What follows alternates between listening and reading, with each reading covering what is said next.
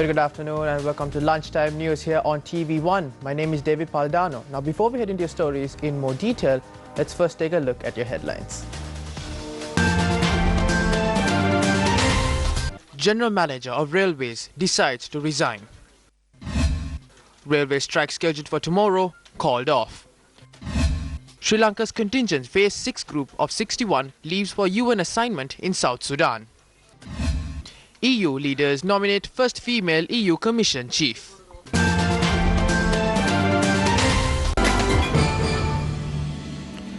The State Minister of Transport and Civil Aviation, Ashok Abesinghe, said immediate steps will be taken to resolve the issues between the Secretary to the Ministry and the General Manager of Railways. The Deputy Minister added that the General Manager of Railways has decided to resign from his position. I was not informed on such a resignation. I got to know last evening about such an issue. At that moment, the Ministerial Secretary called me while the General Manager was with him.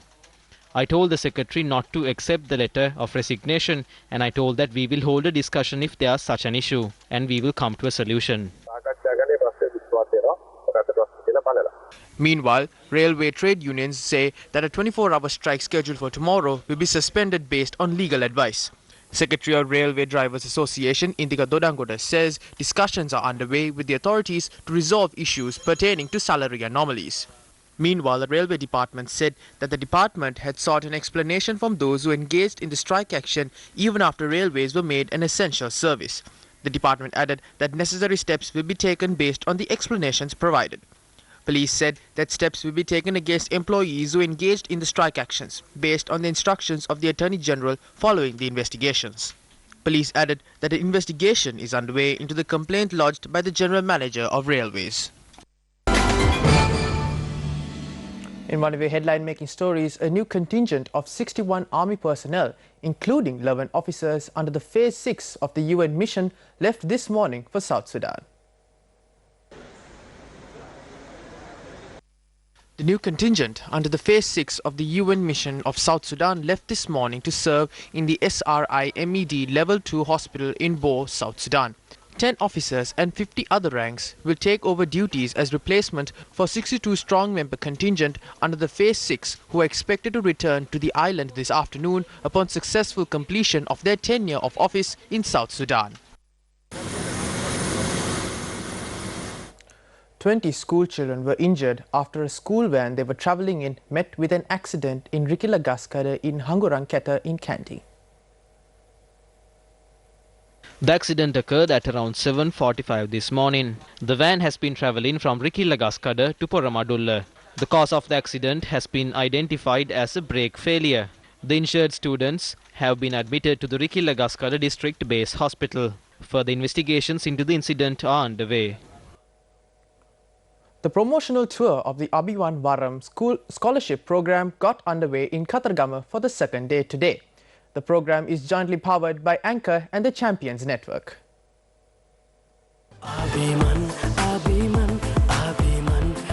RB2 Varam is a program created to identify and groom talented Sri Lankan children who continue to dream despite numerous trials and tribulations. The RB2 Varam scholarship program commenced in Kataragama yesterday amidst the blessings of a large gathering. The inauguration ceremony was attended by the staff of Newsfirst and representatives of Anchor. The promotional campaign is to reach many areas in the Uva province today. One team embarking on this journey started their promotional campaign from the Bandaravela town, and they will be touring Haliyala, Badulla, Norelia and surrounding areas.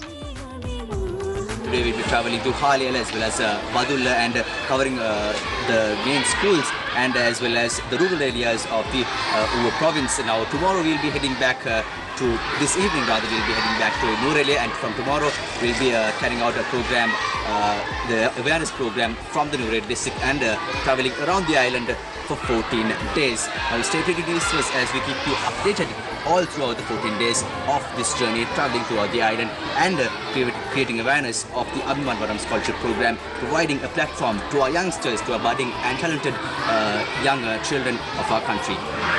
Another promotional campaign of Abhiman Varam Scholarship Program 2019 commenced from the Monaragala town this morning. They will be touring through Monaragala and Siembalandua and will reach the Ampara town. The students island-wide between the ages of 12 to 18 will be able to apply for the Abhiman Varam Scholarship Program. 250 students under the 10 categories will be selected for the first round of the scholarship awarding program. Applications for Abhiman Varam Scholarship Program 2019 can be obtained from our website www.newsfirst.lk and hotline 0777 6000 40 is open for more details regarding the program.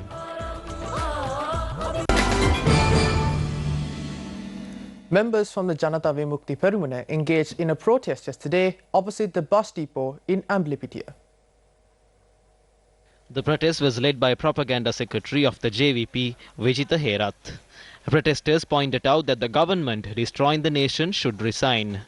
A public meeting was held following the protest.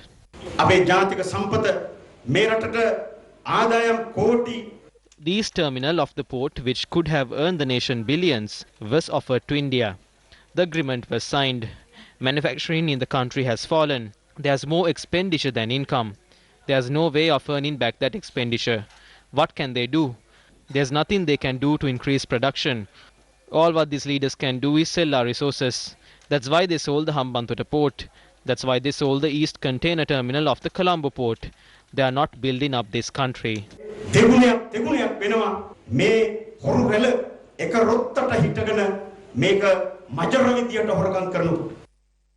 Minister of Health Dr. Rajat Senaratne expressed the following views about the importation of cigarettes at a media briefing held at the Health Ministry yesterday.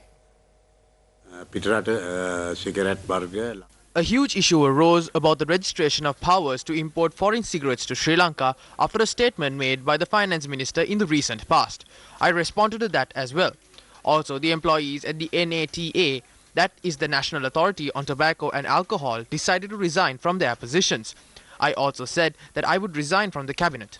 Many organizations, including the WHO, opposed this.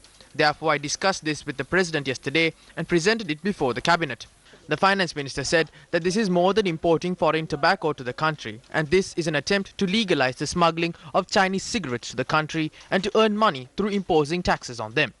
We have received international anti-tobacco awards for 3 years now.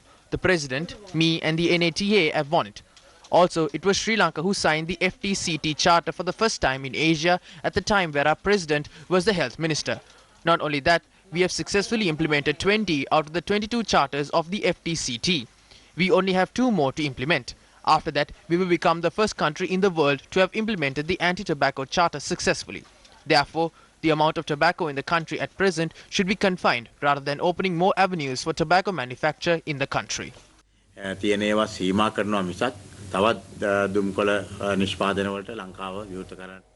Cabinet has decided to appoint a subcommittee to study the recommendations made by the Sectorial Oversight Committee on Education and Human Resources Development with regard to the Batticaloa campus.